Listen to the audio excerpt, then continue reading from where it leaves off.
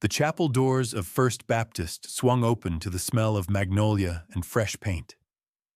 Sarah Chen stepped inside, her 4-year-old son Tommy clinging to her hand, his church shoes squeaking on the polished wood floor. Outside, the Texas heat shimmered over pickup trucks and Cadillacs parked in uneven rows.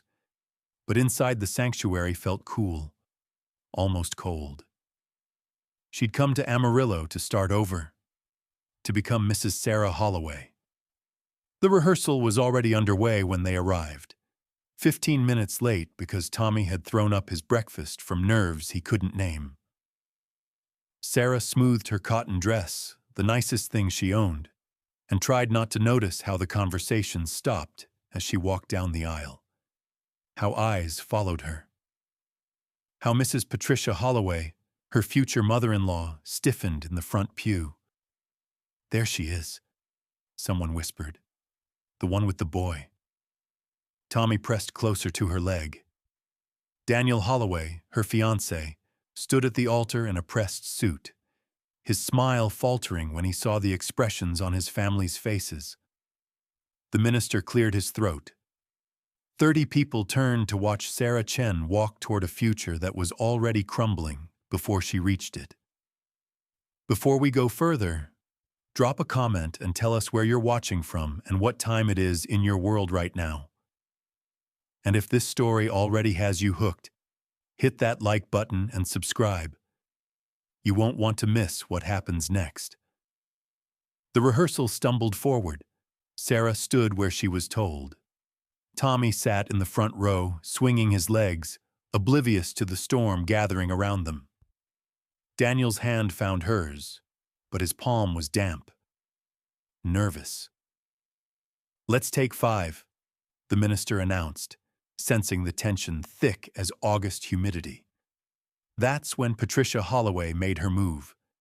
She rose from the pew with the authority of old Texas money, her pearls catching the light filtering through stained glass. "Daniel, sweetheart, could I have a word? In private?" Sarah watched them disappear into the vestry, watched Daniel's brother follow, his uncle, 3 cousins. The door closed. Voices rose, muffled but urgent. She knew what they were saying. She'd heard the same words from her own parents back in San Francisco when she told them she was pregnant at 19. From the boy who'd promised forever, then vanished the day she showed him the test. From landlords who looked at her application and saw a liability. "Mommy?" Tommy tugged her hand. "Why is everyone looking at us?" "They're just curious, baby." But it wasn't curiosity. It was judgment. An older woman Sarah didn't recognize leaned toward her friend. "Divorced, I heard. Maybe never married at all. Poor Daniel, saddled with another man's child." Sarah's face burned. She wasn't divorced. She'd never been married. Tommy's father had never even held him. The vestry door opened. Patricia emerged first, her expression carved from stone. Then Daniel, and Sarah's heart sank at what she saw in his eyes. Doubt, fear, the weakness that came from being 26 and still desperate for his mother's approval. "Sarah, we need to talk," Daniel said quietly.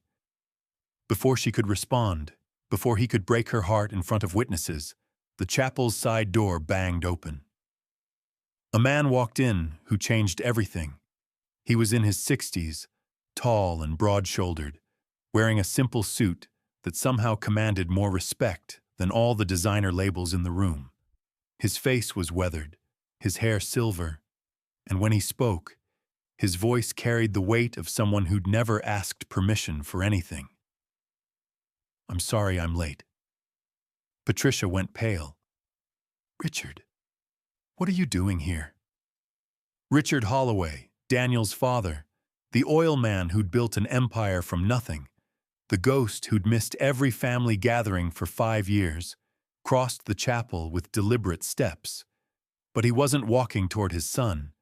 He was walking toward Sarah. Miss Chen, he said, extending his hand. I believe we haven't been properly introduced.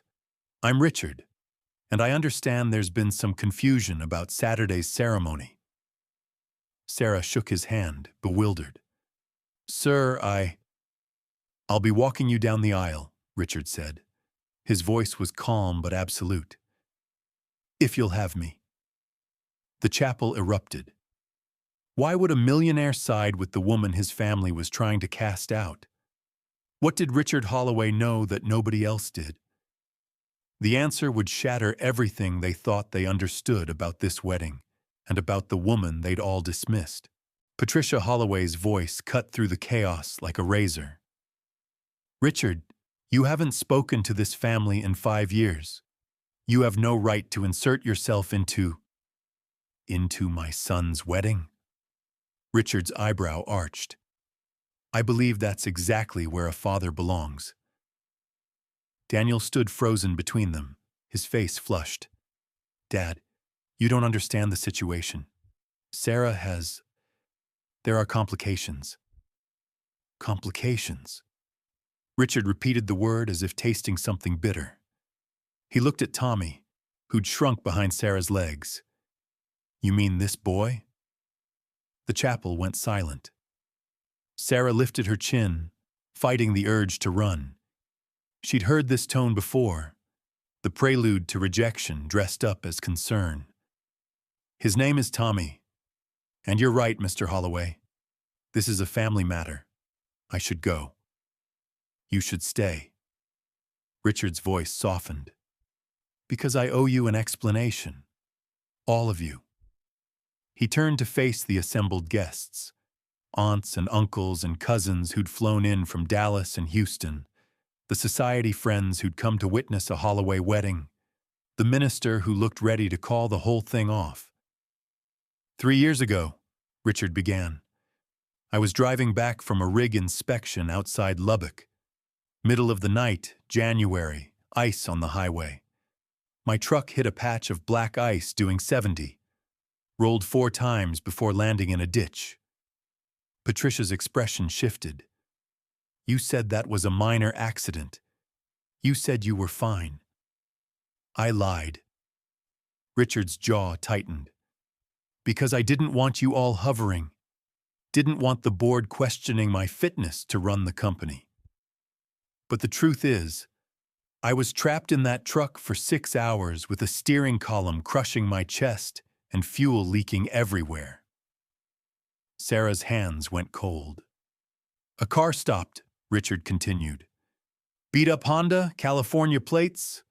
Young woman, maybe 22, with a baby in a car seat. She could have kept driving. Most people would have. It was 3 a.m, middle of nowhere, and I looked like something out of a horror picture. He paused, his eyes finding Sarah's across the chapel. But she didn't keep driving. She climbed down into that ditch, assessed the situation, and called for help. Then she stayed with me, held my hand, talked to me to keep me conscious while we waited for the ambulance. Her baby was crying in the car above us, but she wouldn't leave me. Sarah felt the memory surface like a dream, the headlights catching twisted metal, the man's labored breathing, the absolute terror that she'd watched someone die. You, Patricia whispered, staring at Sarah. That was you? I didn't know. Sarah's voice shook. I didn't know his name. The ambulance came and I left. Tommy was only a year old. He was crying and I had to get him somewhere warm. Richard nodded slowly. The EMTs told me her name, Sarah Chen. But by the time I got out of the hospital 3 weeks later, I couldn't find her. No address in the accident report, because she wasn't involved in the crash. No way to track down one Sarah Chen in a state of 25 million people. Daniel looked between them, his face slack with shock. Why didn't you tell us? Because I spent 2 years looking for her, Richard said. Hired investigators, checked hospital records, DMV databases, everything. She'd vanished. I figured she'd moved back to California or changed her name. I gave up. He smiled, a sad, tired thing. And then last month, Daniel shows me a photograph. Says he's getting married. Says her name is Sarah Chen.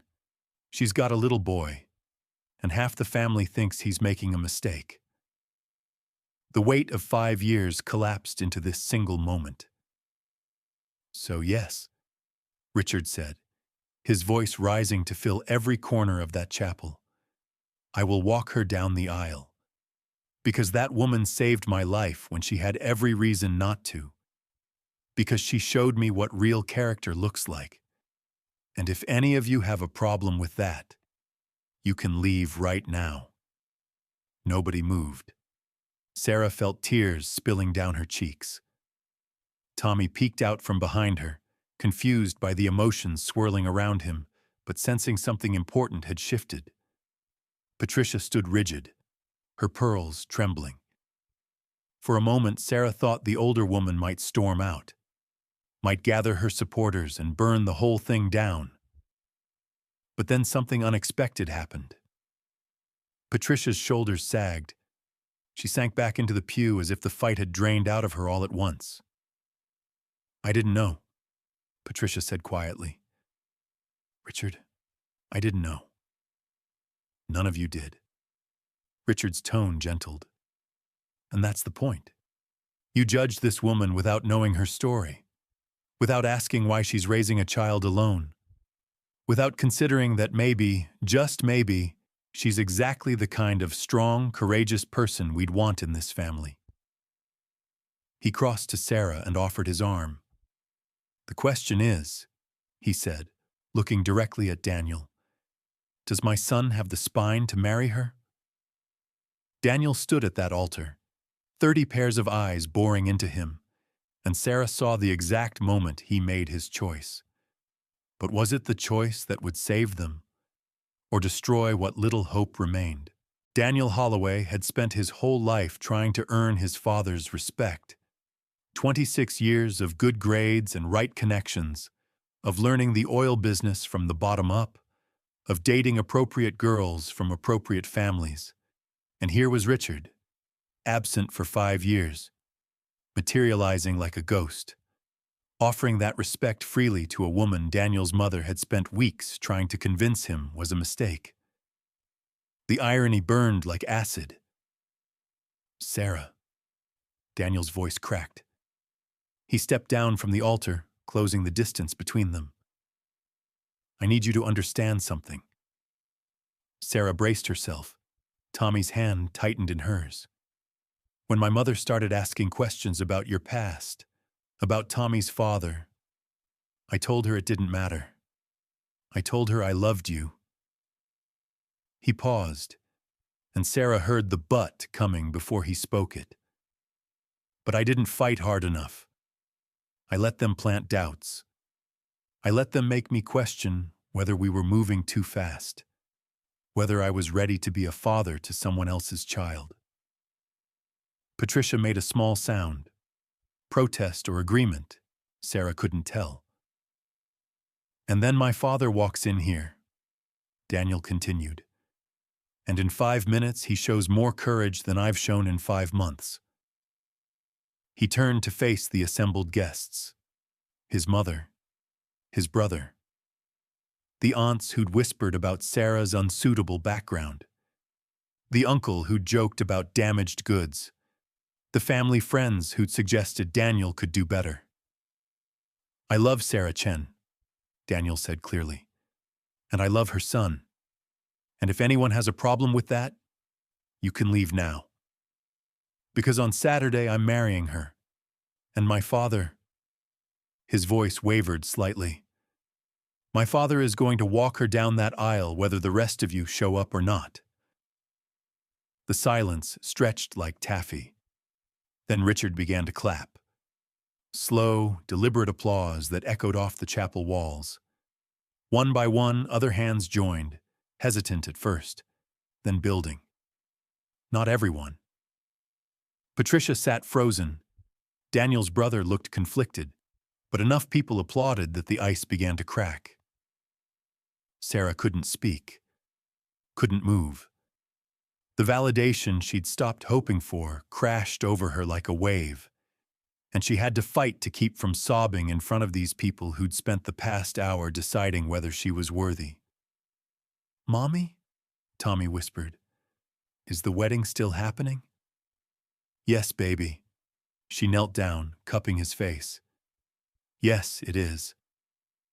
Tommy considered this with 4-year-old gravity. "Good, because I like Daniel. He taught me about dinosaurs." The chapel erupted in genuine laughter, the kind that breaks tension like a hammer through glass. Even Patricia's lips twitched. Richard crouched beside Tommy, his weathered face softening. "You like dinosaurs, young man?" Tommy nodded enthusiastically. "The big ones, with the long necks." "Brachiosaurus," Richard supplied. "Smart kid. You know, I've got some dinosaur books in my study. Real scientific ones with pictures. Would you like to see them sometime?" "Really?" Tommy's eyes went wide. "Really? Maybe this weekend, after I walk your mama down the aisle." Sarah watched this exchange, this millionaire oil baron making promises to her son with the same seriousness he'd bring to a business deal, and felt something shift in her chest. Not just gratitude, something deeper. The sense that maybe finally they'd found the family they'd been missing. But not everyone was ready to embrace this new reality. Patricia stood abruptly. "This is all very touching, Richard, very dramatic, but there are practical considerations nobody's addressing." Her voice was controlled, but Sarah heard the tremor underneath. "Daniel's trust fund has stipulations, marriage clauses. The board expects certain standards." "The board answers to me," Richard said flatly, "and the trust fund was my money to begin with. If Daniel wants to marry Sarah, the money follows." "It's not about money," Patricia insisted, though her tone suggested otherwise. "It's about stability, about knowing someone's character. This girl shows up 6 months ago from California with no family, no history, nothing but a child, and a story about working double shifts at a diner." "Triple shifts," Sarah corrected quietly. "And I have a history. It just doesn't look like yours." Patricia blinked, surprised at being interrupted. Sarah straightened her shoulders. "My parents were immigrants. Chinese restaurant in San Francisco. My father died when I was 16. Heart attack. My mother blamed me for stressing him out with bad grades and bad choices, which is what she called my getting pregnant at 19. The chapel had gone quiet again. But this time Sarah felt the weight of genuine attention, not judgment. Tommy's father was a college boy passing through. He said he loved me, promised we'd get married after graduation. Then he got accepted to law school on the East Coast, and I never heard from him again. Her voice didn't waver. I tried to go home. My mother told me I'd made my bed, so I did what I had to do. I raised my son, worked 3 jobs, saved every penny. And when Daniel found me serving him eggs at the Starlight Diner, I thought maybe my luck was finally changing." She looked directly at Patricia. "You're right to question me. You're right to want to protect your son. But don't question my character, because I've got more of it than most people ever have to develop." The silence that followed was different, heavier, respectful. Richard was smiling. "That," he said softly, "is exactly what I remember. That steel." Patricia sank back into the pew. She looked suddenly old, suddenly tired. "I just wanted—" She stopped, started again. "I just wanted him to have an easier life than we did, Richard." "I know," Richard said gently. "But easy doesn't build character. You know that as well as I do." Daniel moved to his mother's side, kneeling by the pew. "Mom, I love you, but I'm going to marry Sarah, with or without your blessing." Patricia looked at her son, at Sarah, at Tommy swinging his legs and humming to himself, at Richard, the husband who'd drifted away from her over the years, now suddenly present and passionate about defending a stranger. Except Sarah wasn't a stranger, not to Richard. She was the woman who'd saved his life. "I need time," Patricia said finally, "to think, to adjust." "You have 4 days," Richard replied. "Saturday at 2 o'clock, First Baptist Church. Be there or don't. But Daniel's getting married either way." The rehearsal ended shortly after that. People dispersed, some warmly congratulating Sarah, others maintaining polite distance. The minister confirmed the schedule. Daniel's brother shook Sarah's hand and said, "Welcome to the family, I guess." But as Sarah walked to her car with Tommy half asleep against her shoulder, she couldn't shake the feeling that something was still unfinished. Patricia had given in too easily. The woman who'd orchestrated weeks of subtle sabotage wouldn't surrender after one dramatic speech. What Sarah didn't know was that Patricia Holloway had already made a phone call to a private investigator to dig up every detail of Sarah Chen's past that might be used to stop this wedding before Saturday came. And what she would find would force everyone to confront a truth far more complicated than they'd imagined. Thursday morning arrived wrapped in thunderclouds. Sarah stood in the tiny apartment she shared with Tommy, ironing her wedding dress, second-hand but beautiful, cream silk that had cost her 2 weeks' wages.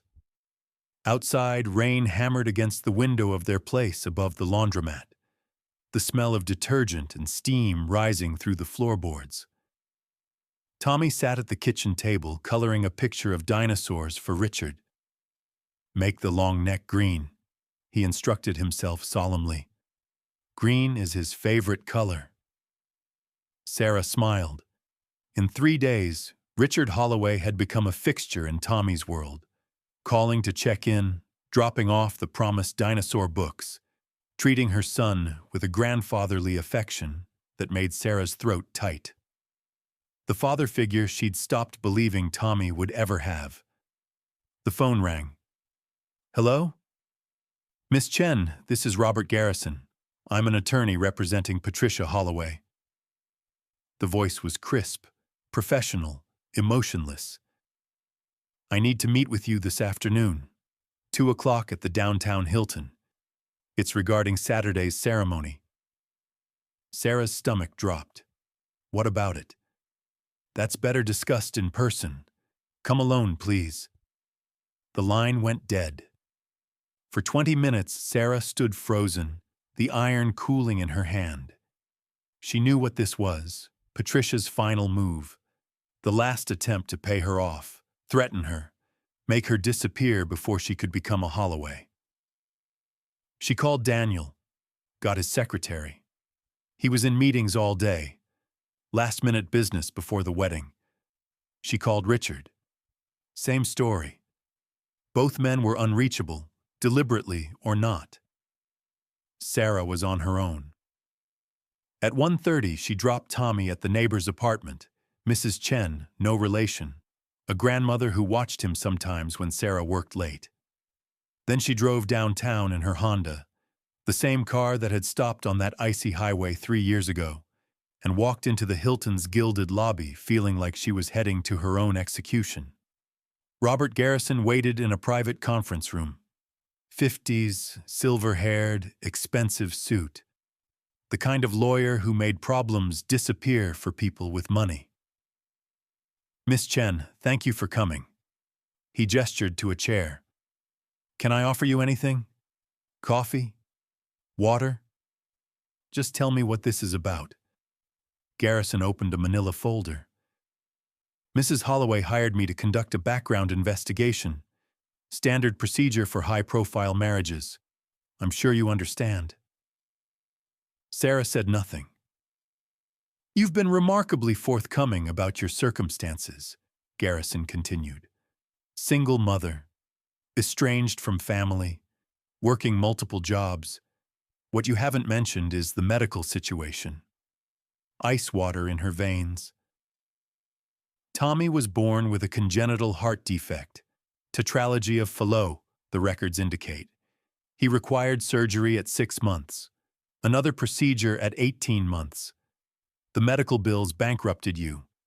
$73,000 in debt, most of it sent to collections. Sarah's hands clenched in her lap. I'm paying it off. $20 a month. It'll take me 30 years, but you didn't disclose this to Daniel. Garrison's tone wasn't cruel, just factual.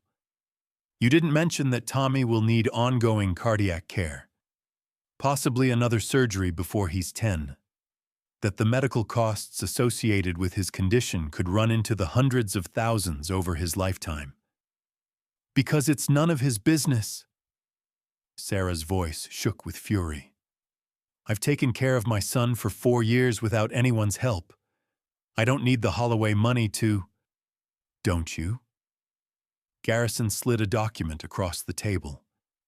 According to the Starlight Diner's records, you've missed 19 shifts in the past 6 months due to Tommy's medical appointments. Your rent is 3 months overdue. You've been selling plasma twice a week to make ends meet. Sarah stared at the paper, seeing her life reduced to numbers and deficits. Seeing herself through Patricia Holloway's eyes, not a woman in love, but a desperate single mother latching onto a rich man's son. Mrs. Holloway wants to make you an offer, Garrison said quietly. $500,000, deposited in an account in your name, enough to clear your debts, cover Tommy's medical expenses, start over somewhere fresh. In exchange, you call off the wedding, disappear quietly, let Daniel move on with his life. The number hung in the air like poison. $500,000. Tommy's surgery paid for. No more collections calls. No more choosing between groceries and medication. No more terror that one emergency would destroy them completely. All she had to do was walk away from the man she loved. And if I say no? Sarah asked. Garrison's expression didn't change. Then Mrs. Holloway will make certain facts public. That you concealed material information from her son. That you're marrying into the family under false pretenses. The society pages will paint you as a gold digger who trapped a naive young man. The Holloway family attorney, that's me, will ensure Daniel understands the full financial burden he's taking on. And I suspect, once he sees the numbers, he'll reconsider. Sarah felt sick, not because the threat was crude, but because it was effective. Daniel loved her. She believed that. But love could crack under the weight of scrutiny and shame and whispered doubts. I need to think, she managed. You have until tomorrow evening, 6 o'clock. After that, Mrs. Holloway moves forward with public disclosure. Garrison stood. I'm sorry, Miss Chen. Truly. But you have to understand a mother's position. She's protecting her son. Sarah drove home in a daze. The rain had stopped, leaving the streets slick and shining. She picked up Tommy from Mrs. Chen's apartment, held him too tight, breathed in his little boy smell of crayons and shampoo. Mommy, you're squishing me, he protested. Sorry, baby. That night, after Tommy fell asleep, Sarah sat at the kitchen table with Garrison's business card and a phone that felt like it weighed 1,000 pounds. $500,000. Tommy's future secured, his heart fixed, his life without the shadow of debt that had haunted hers, but a life without Daniel, without Richard, without the family they'd started to become. The phone rang at 11. Richard's voice rough with concern. Sarah, I just heard. Patricia told me what she's done. She's protecting her son, Sarah said numbly. Like any mother would. She's wrong. Richard's words came fast and fierce. She's terrified and wrong. Sarah, don't you dare take that money. Don't you dare walk away. You don't understand what it's like. Tears finally broke through. Every day wondering if Tommy's going to need another surgery we can't afford. Every night lying awake calculating whether I can stretch the groceries one more day. I'm so tired, Richard. I'm so tired of being strong. Silence on the line. Then quietly, I know what it's like to be desperate, to make choices that haunt you. That's why I left my family 5 years ago. Because I couldn't stand watching Patricia turn into someone I didn't recognize. Someone who valued money over people, status over kindness. He paused. But you gave me my life back that night on the highway, and I'm not going to let my ex-wife take yours away now. Ex-wife. Sarah's brain caught on the word. You're divorced? As of 3 months ago. Finally official. Patricia didn't want anyone knowing until after the wedding. Didn't want the scandal. Richard laughed bitterly. She's been so focused on protecting the family name that she can't see she's destroying the actual family. Sarah closed her eyes. The whole picture suddenly clear. Patricia's desperation wasn't just about protecting Daniel. It was about maintaining control of a family that was already fractured beyond repair. What do I do? Sarah whispered. You show up on Saturday, Richard said firmly. You marry my son, and you let me worry about Patricia and the money and all the rest of it. That's what family does, Sarah. We take care of each other. After they hung up, Sarah sat in the dark kitchen for a long time. Then she picked up Garrison's business card and tore it into small, deliberate pieces. Tomorrow she'd call Patricia Holloway herself, woman to woman, mother to mother. And she'd make it clear that no amount of money would make her abandon the people she loved. But what Sarah didn't know was that Patricia had one final card to play, a revelation that would force everyone to question everything they thought they knew about that night on the highway. 24 hours before the wedding. Sarah stood in the phone booth outside the Piggly Wiggly, the receiver slick with sweat in her palm. She'd rehearsed this conversation a dozen times while Tommy ate his cereal, while she'd driven across town, while she'd fed quarters into the slot. The phone rang 3 times. Holloway residence, Patricia's voice, crisp and composed. Mrs. Holloway, this is Sarah Chen. I think we need to talk. A pause. Then, I assume Robert Garrison delivered my offer. He did, and I'm calling to tell you I'm not taking it. Sarah kept her voice steady.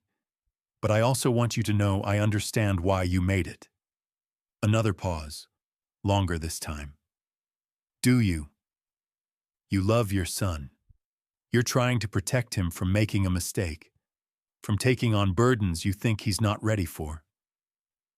Sarah watched a mother push a stroller past the phone booth, lost in her own world.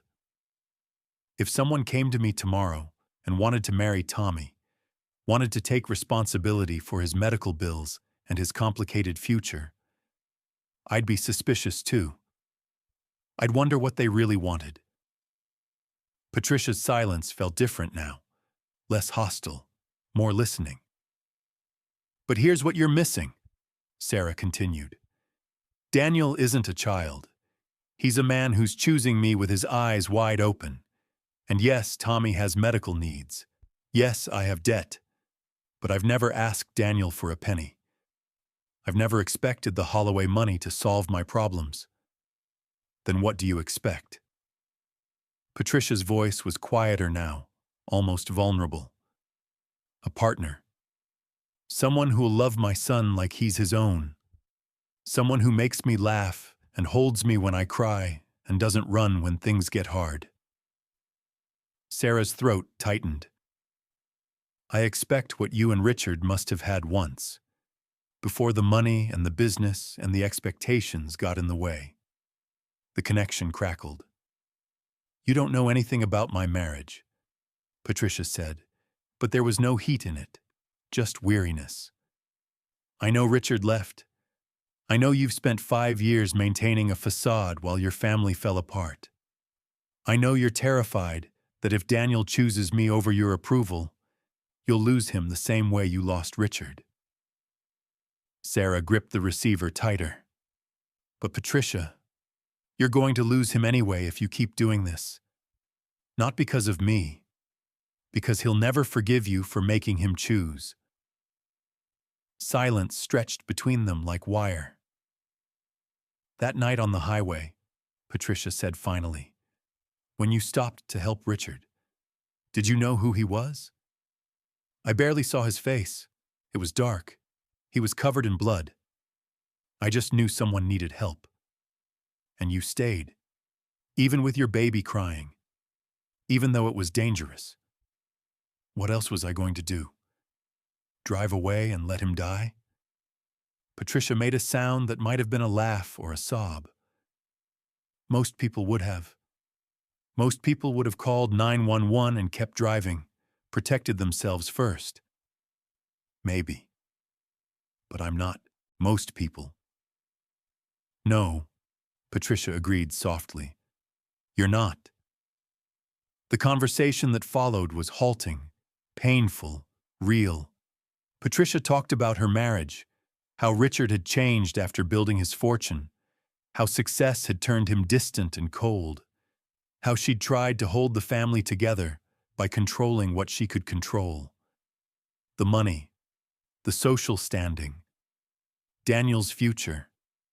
Sarah talked about Tommy's father, how betrayal had taught her to be suspicious of promises, how poverty had taught her to be proud, how motherhood had taught her that love meant sacrifice even when it hurt. "I can't give you my blessing," Patricia said at last. "Not yet. It's too fast, too much, but—" She hesitated. "But I won't stand in the way anymore. If Daniel wants to marry you tomorrow, I'll be there. I'll watch my ex-husband walk you down the aisle. And I'll try to be the kind of mother-in-law who doesn't destroy her son's happiness because she's too afraid to let him grow up." It wasn't forgiveness. It wasn't warmth. But it was enough. "Thank you," Sarah whispered. After she hung up, Sarah stood in that phone booth for a long moment, shaking with relief and residual fear. One crisis averted. One bridge tentatively built. But the universe wasn't finished testing her yet. She drove home to find a car parked outside her apartment. Black sedan, government plates. A woman in a gray suit stood on the sidewalk, looking up at Sarah's window where Tommy's drawings were taped to the glass. "Sarah Chen?" The woman held up a badge. "I'm Detective Linda Morrison, Austin Police Department. I need to ask you some questions about the night of January 14th, 1973. The night she'd saved Richard's life." Sarah's hands went numb. "What about it?" "There are discrepancies in the accident report, and given Mr. Holloway's prominence, we need to clarify certain details before they become public." Morrison's expression was unreadable. "Specifically, we need to establish whether you were at the scene before or after the accident occurred." The implication hit like a fist. They were suggesting she'd caused the accident, that she'd run Richard off the road and then staged a rescue to cover her tracks, that her heroism was calculated manipulation designed to ingratiate herself with a wealthy family. "That's insane," Sarah breathed. "Is it? A young single mother struggling with medical debt happens to be in the right place at the right time to save a millionaire's life, then years later ends up engaged to his son? You have to admit, Miss Chen, the timing raises questions." "I was driving home from a night shift. I saw the wreckage. I stopped to help. That's the truth." Morrison pulled out a photograph. grainy, black and white, taken from a distance. Sarah's Honda on the shoulder of the highway, emergency lights flashing in the darkness. This was taken by a passing motorist approximately 10 minutes after they called 911, Morrison said. It shows your vehicle was already at the scene when emergency services arrived. But according to the 911 transcript, the caller, a truck driver, made no mention of another car being present. Sarah stared at the photo, her mind racing. I don't understand. Are you saying I wasn't there? That I'm lying about helping him? I'm saying the evidence is contradictory, and contradictions need to be resolved. Morrison's tone was almost apologetic. Particularly when there's a wedding scheduled for tomorrow and substantial money at stake. The pieces clicked together with sickening clarity. Patricia hired you, Sarah said. This isn't a real investigation. This is her nuclear option. Morrison's expression didn't change. Mrs. Holloway raised concerns. I'm following up. If you have nothing to hide, Miss Chen, you have nothing to worry about. But Sarah knew how these things worked.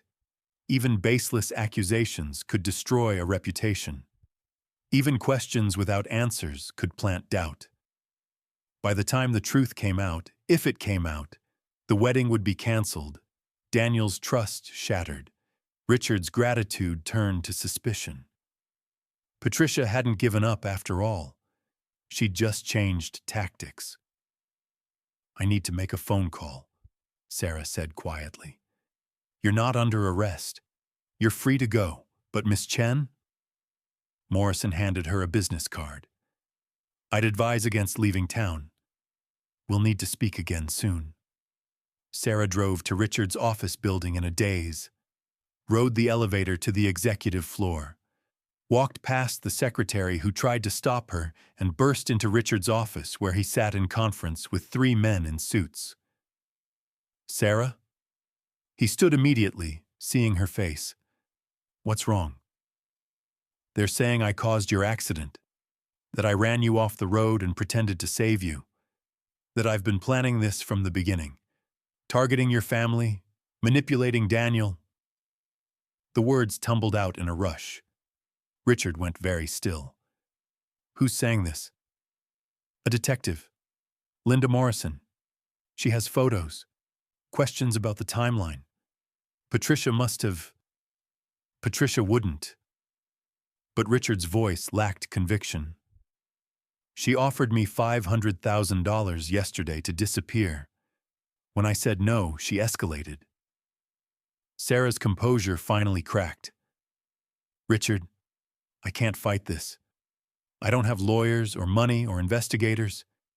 If they decide to pursue this, even if they never charge me with anything, the suspicion will follow me forever.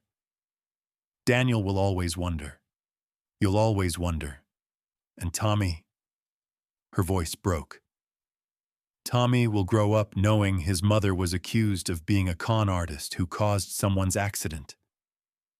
The men in suits had gone quiet, absorbing this drama. Richard crossed to her, gripped her shoulders gently. Sarah, listen to me. I know you didn't cause that accident. I know what happened that night. But can you prove it? His hesitation was answer enough. The wedding was 24 hours away, and suddenly, everything hung in the balance, not because of love or money or family expectations, but because truth had become tangled with suspicion in ways that might never fully unravel. What Richard didn't say was that he'd kept something from everyone, a detail about that night that he'd buried, because revealing it would expose his own shameful secret. But now, to save Sarah, he'd have to confess everything. Richard Holloway dismissed the suits with a wave of his hand. Gentlemen, we'll continue this Monday. Leave us. When the door clicked shut, he moved to the window overlooking downtown Amarillo. 18 stories up, the city sprawled like a circuit board under the Texas sun. I was drunk, he said quietly. Sarah went still. That night, January 14th, 1973, I'd been at the rig site for 16 hours arguing with contractors about cost overruns, lost my temper, fired 3 men on the spot.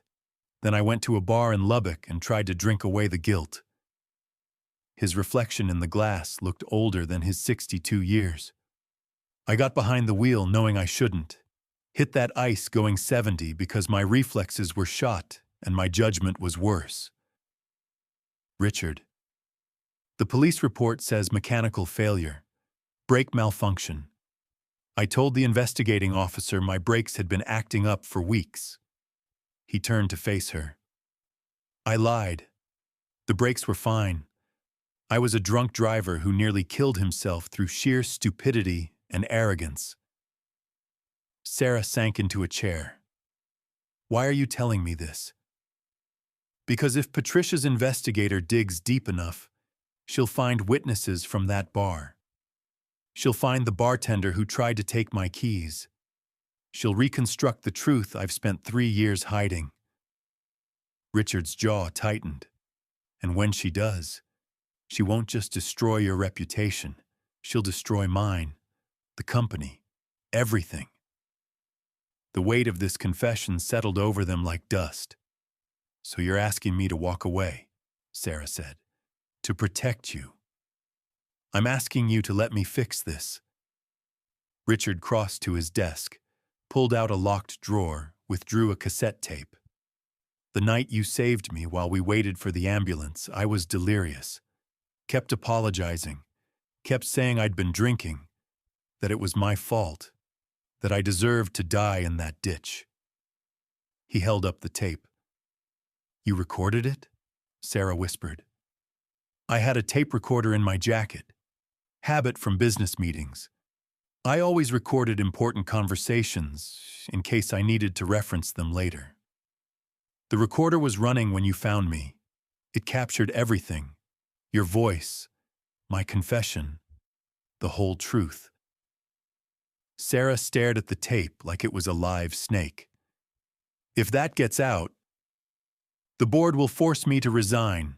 The company stock will tank. Shareholders will sue, and I'll likely face criminal charges for filing a false police report and insurance fraud. Richard set the tape on the desk between them. But you'll be cleared, completely. No questions about your timeline or your motives. Just evidence that you saved a man who didn't deserve saving. Richard, I can't let you. It's not your choice. His voice was gentle but absolute. I've spent 3 years letting cowardice dictate my decisions, letting fear of exposure drive me away from my family, letting Patricia weaponize my secrets to control Daniel. No more. He picked up. His phone dialed. Linda Morrison, please. Tell her Richard Holloway needs to speak with her immediately. Sarah grabbed his wrist. Wait. Think about this. About what you're giving up. I've thought about nothing else since you walked into that chapel. Richard's eyes were clear, resolved. You know what I realized? That night in the ditch, trapped and bleeding and certain I was going to die, I made myself a promise.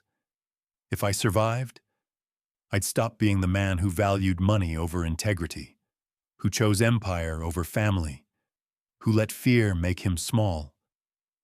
Detective Morrison's voice came through the phone. Richard put it on speaker. Detective, this is Richard Holloway. I understand you're investigating the circumstances of my accident 3 years ago. I have evidence that will clarify the situation. I'd like to meet with you this afternoon. 2 o'clock. My office. Morrison's surprise was audible. Mr. Holloway, I'm not sure that's... I'm also inviting my attorney, and I'll be bringing documentation that proves Miss Chen had no involvement in causing the accident. In fact, I'll be providing evidence that I deliberately filed a false report to cover my own negligence. Silence on the line. Then, Sir, You understand that's a criminal admission? I do. I'll see you at 2. He hung up before Morrison could respond. Sarah was crying now, silent tears tracking down her face. You're sacrificing everything for me. For us. I'm not sacrificing anything. Richard's smile was sad but genuine. I'm finally paying back the debt I owe you. You gave me my life that night. Let me give you yours back now. The office door burst open.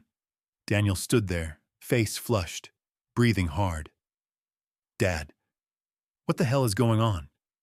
Your secretary said Sarah was here. That there's some investigation. He stopped, seeing Sarah's tears, Richard's resignation, the tape sitting on the desk like evidence at a trial. Someone needs to explain, Daniel said. Right now. So they did. Richard's drunken driving, the false report, Patricia's investigation, the choice Richard had just made to confess everything to protect Sarah's reputation and clear her name. Daniel listened in silence. When they finished, he walked to the window, stared out at the city his father had helped build. All this time, Daniel said quietly, I thought you left because you didn't care. Because the business mattered more than us. I left because I couldn't face my own failures, Richard replied. Couldn't let your mother or you or anyone see how weak I really was. I thought distance would protect you from my shame. Daniel turned, but it just made everything worse. Yes. Father and son looked at each other across the office, across 3 years of silence and misunderstanding. I'm not calling off the wedding, Daniel said. Tomorrow, 2 o'clock, you're walking Sarah down that aisle. I don't care what scandal this creates. I don't care what the board thinks. I don't care if we lose every penny. Daniel, Richard started. No. You stood up for Sarah. Now I'm standing up for you. For both of you. Daniel's voice was steady, certain. We face this together. As a family. The way we should have 3 years ago. Sarah watched this exchange, this reconciliation built on honesty instead of secrets, and felt something break open in her chest. Not grief, not fear. Hope. Outside Richard's office, the afternoon sun painted the glass buildings gold. Somewhere in the city, Patricia Holloway was learning that her final gambit had backfired spectacularly. That instead of destroying Sarah, she'd triggered the very reckoning she'd spent years trying to avoid. At 2 o'clock, Detective Morrison arrived. Richard handed over the tape, explained everything, accepted responsibility for his lies and his crimes. By 4 o'clock, the legal machinery was in motion. Richard would face charges, fines, possibly probation. His reputation would be damaged, though not destroyed. A rich man's drunk driving from 3 years ago didn't carry the same weight as murder or embezzlement. But Sarah Chen was cleared. Completely. Publicly. Her name restored before it had truly been tarnished. As evening settled over Amarillo, Sarah sat in Richard's office while lawyers came and went, while Daniel made phone calls to the family, while the machinery of justice and consequence ground into gear. I should get Tommy, she said finally. He'll be wondering where I am. Bring him here, Richard suggested. Let him see his almost grandfather isn't infallible.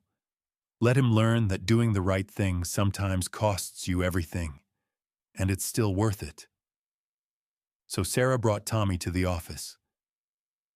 The boy sat on Richard's lap while Richard explained, in simple 4-year-old terms, that he'd made a big mistake a long time ago, and now he had to make it right. Like when I broke the neighbor's window and had to say sorry? Tommy asked. Exactly like that, except my window was bigger and more expensive. Tommy considered this gravely. Are you still going to walk Mommy down the aisle tomorrow? if she'll still have me. Tommy looked at Sarah. He should, Mommy, because he's sorry. And sorry people deserve second chances. Out of the mouths of children came the wisdom that adults forgot.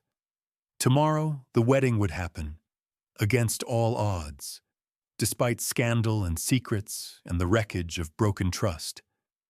But tonight, in Richard Holloway's office, a family was being built from honesty instead of pretense, from courage instead of fear. And that, Sarah thought, was worth more than any fortune. Saturday arrived wearing sunshine like a blessing. First Baptist Church filled early, not with the society crowd Patricia had originally invited, but with a different congregation. Workers from the Starlight Diner where Sarah had served eggs and hope in equal measure. Neighbors from her apartment building. Mrs. Chen with her granddaughters. Marcus from the garage who'd kept Sarah's Honda running on credit and prayer. People who understood what it meant to fight for happiness against impossible odds. Daniel's side was sparser. His brother stood as best man. A handful of cousins who'd decided loyalty mattered more than scandal. And in the third row, wearing a pale blue dress and an expression of cautious truce, sat Patricia Holloway. She'd arrived alone, nodded to Sarah without speaking, taken her seat with the careful dignity of someone attending a funeral for the life she'd planned. In the bride's room, Sarah stood before a mirror while Tommy adjusted his tiny suit for the 14th time. "Do I look fancy, Mommy?" "You look perfect." Sarah knelt, straightening his clip-on tie. The suit was borrowed from Daniel's nephew, slightly too big, but Tommy wore it like armor. "Remember what we talked about? You're going to walk down first and sit with Mrs. Chen. Then I'll come with Richard. And then you and Daniel get married and we're a family." Tommy recited this like gospel truth. "And Richard is my grandpa even though he's not really but kind of is." Sarah smiled through the tightness in her throat. "Exactly right." A knock. Richard entered, wearing a simple dark suit, his silver hair combed back, his face showing the strain of the past 24 hours. The news had broken that morning. Oil executive admits to drunk driving cover-up. But the story had been buried on page 6, overshadowed by bigger scandals. The board had issued a statement. Richard would step down as CEO but remain on as a consultant. The company would survive. So would he. "You ready?" he asked Sarah. "Are you?" Richard looked at her. Really looked.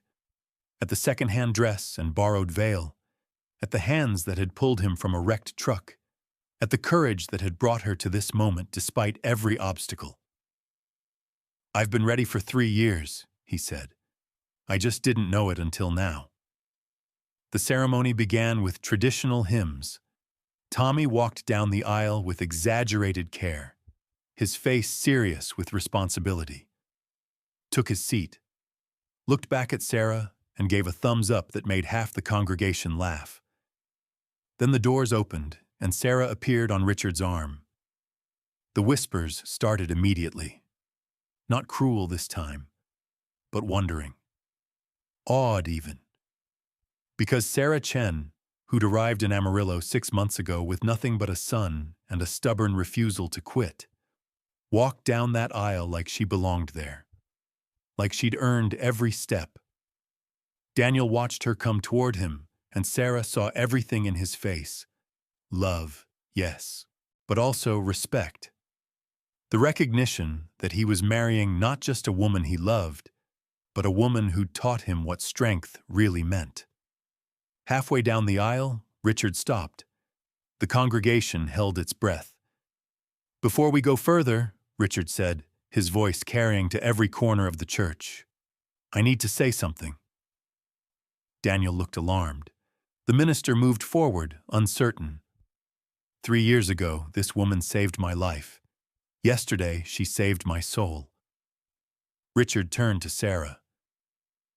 You showed me that integrity matters more than reputation. That family is built on truth, not secrets. That the only way to really protect the people you love is to trust them with who you really are. He looked out at the assembled guests. Some of you came here today expecting scandal, expecting drama, maybe even expecting this wedding to fall apart. His gaze found Patricia. But what you're witnessing is something different.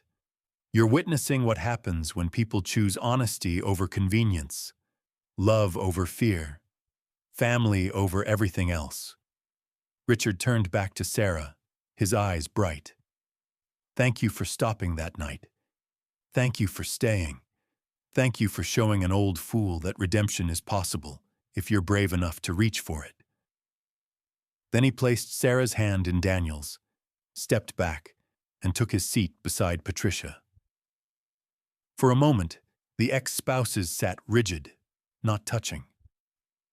Then Patricia's hand found Richard's, squeezed once, a small gesture that spoke volumes about forgiveness that might someday bloom. The ceremony proceeded, traditional vows spoken with non-traditional conviction. Daniel promising to love Tommy as his own.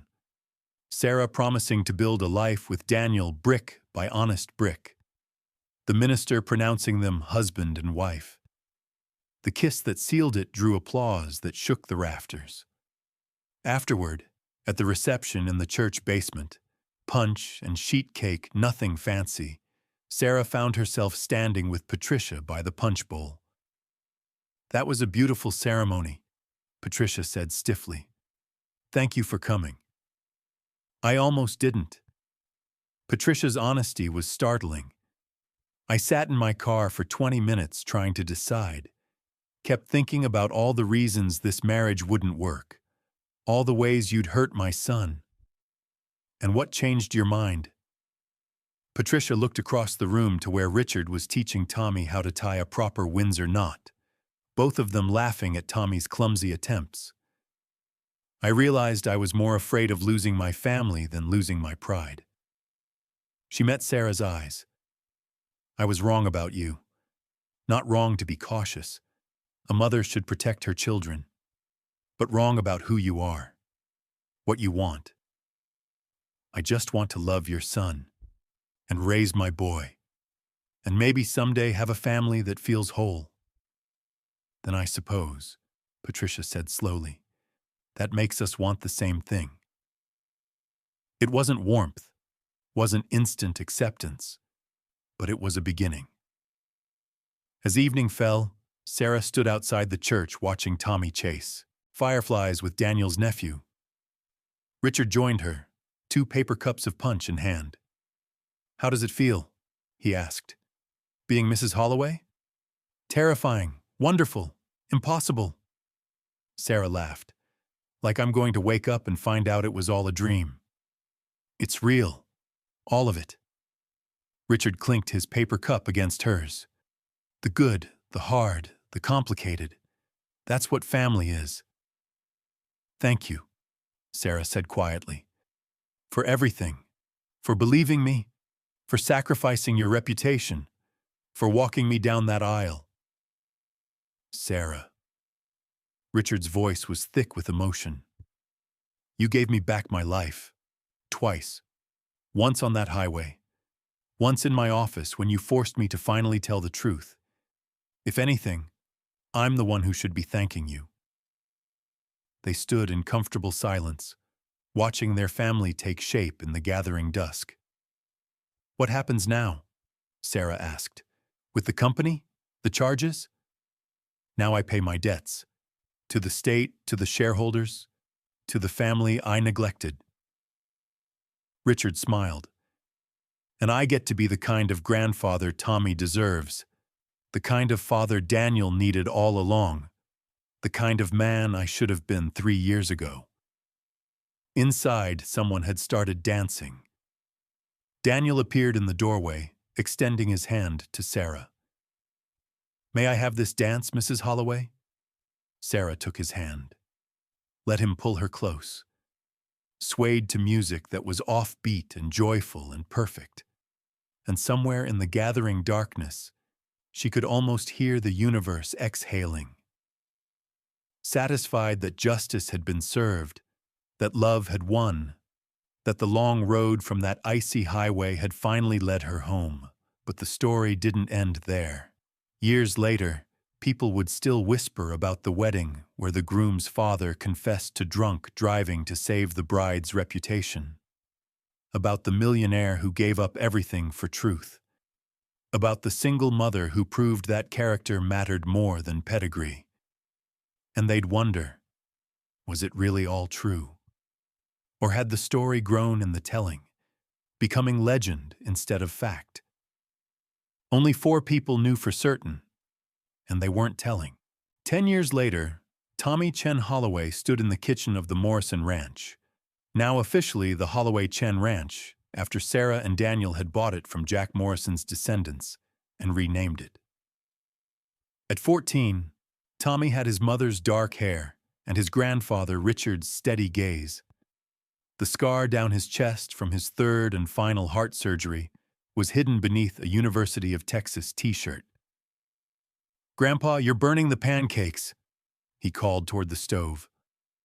Richard, now 72 and moving slower but no less sharp, flipped the smoking flapjack with a grin. Character building, adds flavor. Sarah entered with her daughter, Emma, age 7, named after no one in particular, but loved fiercely by everyone. Behind her came Daniel, graying at the temples, carrying groceries from the Saturday morning market run. "Patricia called," Daniel announced. "She's bringing her new husband to Sunday dinner. Wants to make sure we have enough chairs." Sarah smiled. Patricia had remarried 2 years ago, a retired teacher who loved books and gardening and had no interest in oil money or social climbing. The woman had softened in unexpected ways, becoming the grandmother Sarah had never expected, and Emma adored without reservation. "We'll make room," Sarah said. "We always do." Tommy helped Richard plate the pancakes, only slightly burned, while Emma set the table with the careful concentration of a child performing an important task. This was the Saturday morning ritual they'd maintained for a decade. Family breakfast at the ranch. Everyone present. No phones, no distractions. Just the people who'd chosen each other. "Tell us the story, Grandpa," Emma demanded, climbing onto Richard's lap after breakfast. "About the ice and the car and how Mommy saved you. You've heard it 100 times, sweetheart. But I want to hear it again." So Richard told it. The drunk driving he no longer minimized or excused. The wreckage. The young woman who'd stopped when she had every reason to keep going. The years of searching. The wedding where truth had finally won. Tommy listened even though he knew every word. This was his origin story too.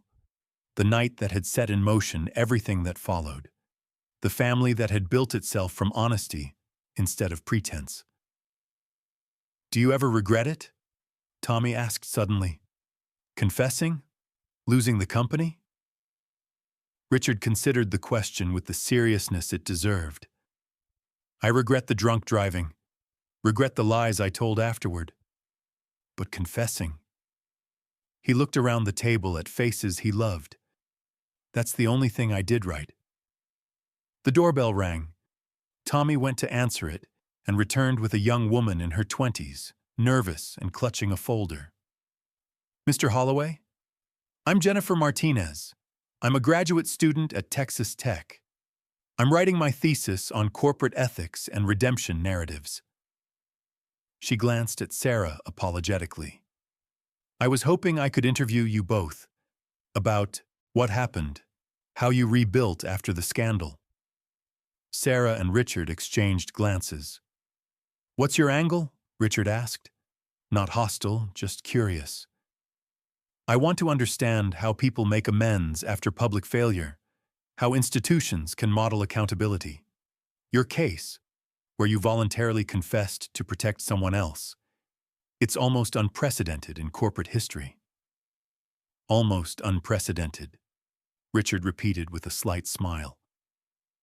What does that make us? Fools or heroes? Maybe both, Jennifer suggested. Maybe that's the point. They gave her an hour, answered her questions honestly, let her record their voices for her research.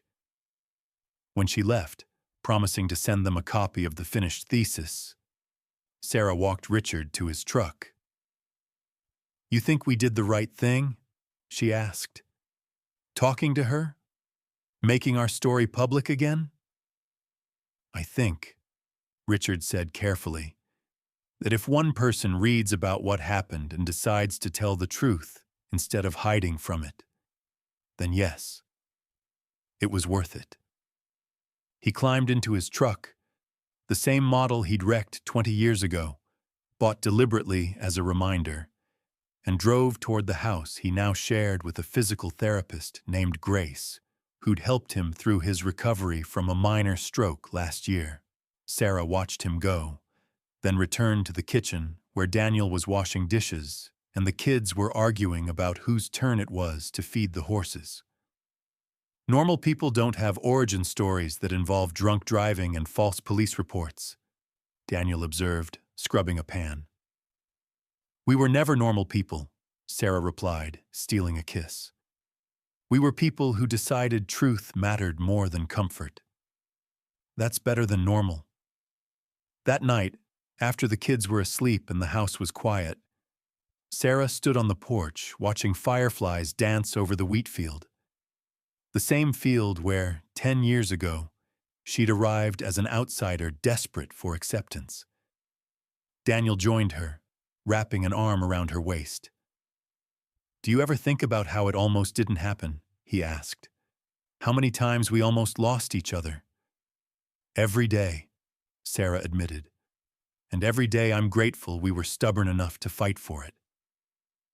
In the distance, Richard's porch light flickered on, then off, their signal established years ago that said goodnight across the miles.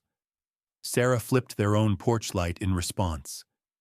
They stood together in the darkness, listening to Texas breathe around them, knowing that somewhere a graduate student was writing about their choices, that somewhere Patricia was happy in ways she'd never expected, that somewhere Tommy's medical records sat in a file marked resolved because they'd been able to afford the surgeries that saved his life.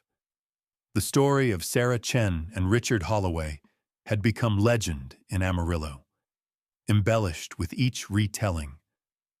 Some versions made Richard more heroic. Some made Sarah more calculating. Some added details that never happened and erased complications that did. But the people who'd lived it knew the truth. And they'd learned that truth, however messy and complicated and costly, was the only foundation strong enough to build a family on. Years later, people still whisper about the bride who was almost rejected, the millionaire who gave up everything for honesty, and the wedding that proved love wasn't about perfection. It was about having the courage to be real. And if you visit Amarillo today and ask the right people, they'll tell you the Holloway Chen family still gathers every Saturday morning for burned pancakes and stories about the night everything changed. Some say Richard Holloway still has the recording from that night in 1973, locked away somewhere safe. A reminder that redemption is always possible if you're brave enough to reach for it. Whether that's true or just another embellishment in a story that's grown larger than life, well, some mysteries are better left unsolved. If this story moved you, hit that subscribe button and drop a comment telling us what you think. And remember, the most powerful thing you can do is tell the truth, even when it costs you everything. Because sometimes, losing everything is how you find what really matters.